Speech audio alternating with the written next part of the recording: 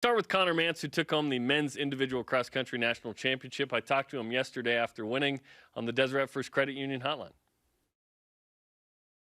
First off, Conner, congratulations, man! A national championship. What was it like to win a national championship? Thanks, Jarom. It was I don't know if it's hit me yet. It's still kind of like I'm in a little bit of like a surprised feeling still. It was a great experience though to be there with my team, pushing, have all the success that BYU's had these past week, I guess. Friday, Saturday, Sunday, Monday, so last 4 days, and it's just been great to be there with my teammates and push really hard. Okay, when did you know you'd win the race? That could have been before, that could have been during the race. It's kind of an interesting thing. I feel like I got asked that a few times, and there were a lot of times I had looked back, probably with 600 meter or so let me go back play by play. So about a mile to go, somebody yelled at me that I had 1.5 seconds on the next person I was running with, and I didn't even know that I had formed any gap at all. And so I was like, well, 1.5 seconds, like there's not enough time for me to slow down, and because we were about to run up a big hill into the wind, and I was like, there's not enough time for me to slow down and let him like take the win for me. So I got to go now. So I decided that was the best time to go. So I went for it. And then I looked back, like everyone kept cheering for me. And then I looked back like maybe, I don't know, 1,000 meters later, about 600 meters to go. And I didn't see anybody for about 50 to 70 yards. So I was like, okay, like there's a high chance. And then I looked back again, like 200 meters later, and I had about 100 meters on the next guy. And I was like, there's a really high chance, but I've seen people like die at the end of these big races. So I was like trying so hard, I'm gritting my teeth, and I look back and I'm like, oh no. So in short, I didn't feel like I'd really won it until I actually crossed the finish line, but I knew there was a high chance with about 600, 800 meters to go. And what's that moment like when you cross the finish line? Because I imagine physically you're just dying, but emotionally you're excited in some way, right? You just won the natty. Absolutely. I typically don't do much when I run a race, but like arms in the air, it's just pumped to finally win a national championship. I feel like it's something I believed I've been able to do and been in the shape for since probably like 2019 summer for like outdoor season. But there's so many things that have to come together for your day to happen. And sometimes if everything comes together for somebody else, like they're better than you, And so I feel like it's just been something that I was like, is it ever going to happen? Like we have 3 seasons, which is really nice. We have outdoors, indoors, cross country. So I missed that outdoor season. I missed it in the cross country season. And then coach had us sit out the indoor season this week. And so this is my next chance after, all the year of cancellations or postponements with COVID. So it's very exciting. Okay, at 3,000 meters in, you kind of slowed down. You were going a little fast. Tell us about that. Yeah, so there's an athlete from Iowa State named Wesley Kiptoo who's been known all year as the man who goes out with as if there's nothing on the line and as if like the race is, a mile race. And he went out very, very quickly, and I decided, I can go with him. And we came across 1,000 meters at about 4-minute mile pace. We were 2:31, which is the equivalent of like 4:03 per mile pace, which is much too quick. Woo! And then I stayed with him, and we'd slowed down a little bit. But then at 3K, we start hitting these big old hills. And I'm like, you know what? Like, if I go with this guy, I'm not going to finish.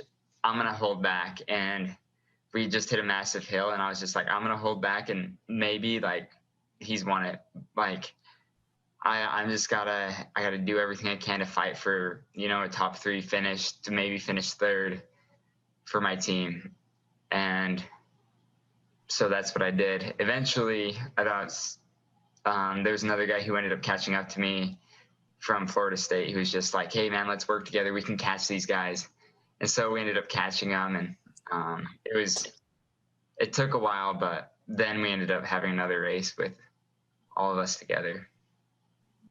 So I heard on the way home that you got to have a nice ride back to Tulsa. Is that right?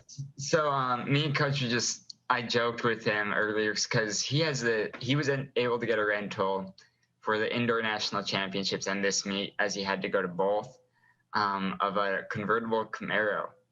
He had to get whatever he wanted, so I think he just went with the convertible Camaro. And I was just like joking. I was like, "Yeah, Coach, like any way I could ride in it, like, or drive it." And because I don't have like a driver's card for the like school, I don't even know what to call it. I was just talking to. He was like, "Oh, well, maybe you could ride in it if you win." And he kind of said it jokingly, but after the race, I was like, "So, Coach, like, can I ride in it while we go back to Tulsa?" There's the person driving, like, and then there's, one other spot right there, like. And so he's like, "Oh, for sure." So me and our director of operations, David Rasmussen, so he drove, and I just got to enjoy the nice weather of Oklahoma with a nice ride in a convertible down for like an hour and a half. Just kind of fun.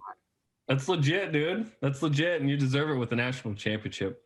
I've got to ask you about your team. Certainly, you guys were hoping to finish better, but top 10 and one of your teammates, unfortunately didn't finish, stumbling at about 200 meters left. But you guys took 7th, and you can be proud of that. But I know you guys are hoping for more. Yeah. It was a very difficult day as far as the team scores went. I think there's so many factors and things you just can't control. I mean, we were hoping for the win. I think if my teammate didn't pass out at 200 meters to go, he was in 10th at about that time, and he has a fantastic finish as well. So I think he probably could have finished as high as 6th or 7th. If he hadn't passed out, we would have taken 3rd, which is really tough. However, it's tough to see, like, it just wasn't our day today. But it is also, like, we've come a long way this season, and it's a very new team. I think there were only there were only 2 of us who ended up running today who were on the same team that we had in the 2019 National Championship team that ran today. And one of those guys was Brandon Garnica, the one who passed out with 200 meters left. And it's tough, but, it's something you got to just remember, that's racing. And, bad races happen. Sadly, our bad race happened at nationals, but it's a sport, and that's how sports are. And, you enjoy the bad days, you enjoy the good days. Your worst day of the year doesn't define who you are, and your best day of the year doesn't define who you are. And you shouldn't have a sport defining who you are. But if a sport did, it shouldn't be just your best day or your worst day. It's that consistent competition. I think, heading into outdoor season, we're going to have a lot of guys with breakthrough performances coming back from this. Well, certainly we congratulate you on winning the Natty. The women's team wins the national championship, and it's been an amazing season for track and field and cross country, and we look forward to outdoor track and field as well. So congratulations on the national championship, Conner. Right. Thank you, Jarom.